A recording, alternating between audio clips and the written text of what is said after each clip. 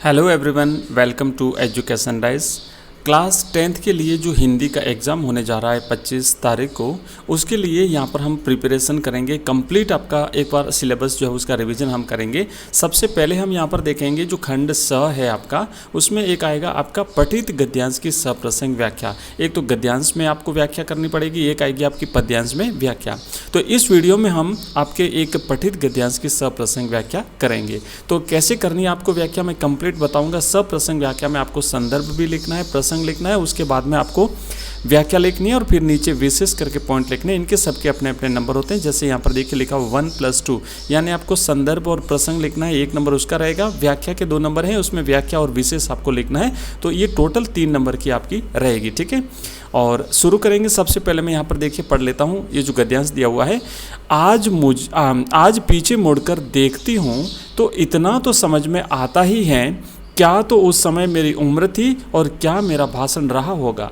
यह तो डॉक्टर साहब का स्नेह था जो उनके मुंह में प्रशंसा बनकर बह रहा था, या यह भी हो सकता है कि आज से 50 साल पहले अजमेर जैसे शहर में चारों ओर से उमड़ती भीड़ के बीच एक लड़की का बिना किसी संकोच और झिझक के यूं धुआंधार बोलते चले जाना ही इसके मूल में रहा हो।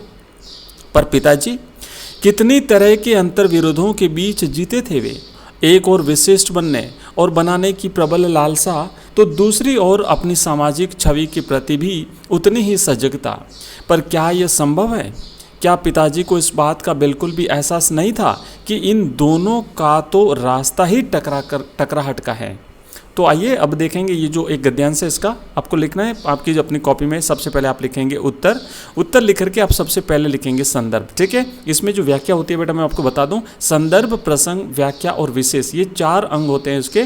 और जो संदर्भ होता है, संदर्भ में आपको सबसे पहले जो है ना वो उसका पाठ का नाम लिखना होता है और उसके बाद में उस पाठ के लेखक का नाम लिखना होता है। अगर पद्यांश है तो पद्यांश में आपको उस काव्य जहाँ से वो लिया गया है अंश, उसका नाम लिखना होता है, कविता का नाम लिखना होता है और फिर उसके कवि का नाम लिखना होता है। तो यहाँ पर देखो ऐसे लिखना है कि प्रस्तुत अवतरण, या फिर लिखेंगे प्रस्तुत गद्यांश मनु भंडारी द्वारा लिखित, ये लेखक का नाम आ गया मनु भंडारी द्वारा लिखित एक कहानी यह भी से लिया गया है। तो इसमें 2 चीज़ें हो गई। आप चाहो तो इसे अंडरलाइन कर दीजिए, मनु भंडारी को आप अंडरलाइन कर दीजिए, यानी जो लेखक है उसको अंडरलाइन कर दीजिए, और चैप्टर का नाम आपका जो है उसको भी आप अंडरलाइन कर दीजिए। फिर लिखना है आपको प्रसंग। प्रसंग में आप लिखेंगे, ये जो है ना सारांश आपको लिखना है, सिर्फ 1 या 1.5 पंक्ति में आपको लिखना है इसमें क्या कहा गया है। तो इसमें लिखेंगे कि इसमें लेखिका अपने बीते समय को याद करती है तथा पिता के विचारों पर मंथन भी करती हैं, ठीक है। और बाकी पूरी की पूरी व्याख्या आपको नेक्स्ट आगे करनी है। यहाँ पर आप व्याख्या करेंगे, इसमें लिखेंगे कि लेखिका कहती हैं कि आज जब मैं पीछे मुड़कर देखती हूँ तो इतना ही समझ में आता है कि क्या तो उस समय मेरी उम्र थी और क्या मेरा भाषण रहा होगा। या फिर यह भी हो सकता है कि 50 साल पहले बिना संकोच के अजमेर जैसे शहर में उमड़ी भीड़ के सामने एक लड़की बिना संकोच के धुआंधार बोलती चली गई। यह बात डॉक्टर साहब के मन में प्रशंसा बनकर बह रही थी। अपनी भाषा में उसे व्याख्या कर लीजिए, उसका थोड़ा उसका सरलीकरण कर लीजिए। लेकिन मेरे पिताजी को इस बात का एहसास नहीं था। इन दोनों का रास्ता ही टकराहट का है, या तो आप सामाजिक छवि बना लें या फिर कुछ विशिष्ट कार्य कर जाएं। दोनों ही अलग अलग हैं। और अंत में आप लिखेंगे विशेष, और विशेष करके आपको 1, 2, 3, 4 पॉइंट लिखने हैं। जो आपको इसमें दिखाई देता है वो इसमें लिखना है। लिखेंगे पहला पॉइंट लिखना है कि लेखिका मनु भंडारी, ठीक है, लेखिका मनु भंडारी है।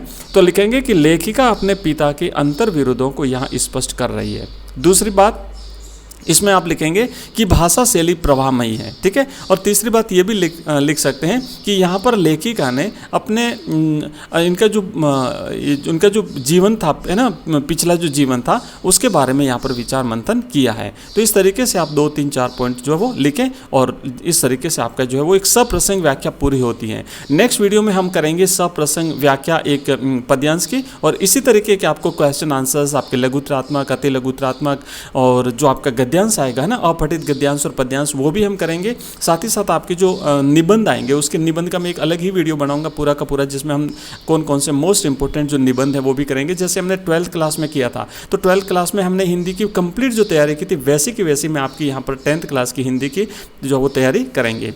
तो अगर आपको वीडियो पसंद आया हो तो जो नए स्टूडेंट है वो चैनल को सब्सक्राइब जरूर करें, और अगर आपको हमारे वीडियोज़ की PDF चाहिए तो इस वीडियो की डिस्क्रिप्शन में हमारे टेलीग्राम चैनल का लिंक दिया हुआ है, आप उसे ज्वाइन कर लीजिए, वहाँ पर हमारे सभी वीडियोज़ की PDF आपको मिल जाएगी। Thank you very much.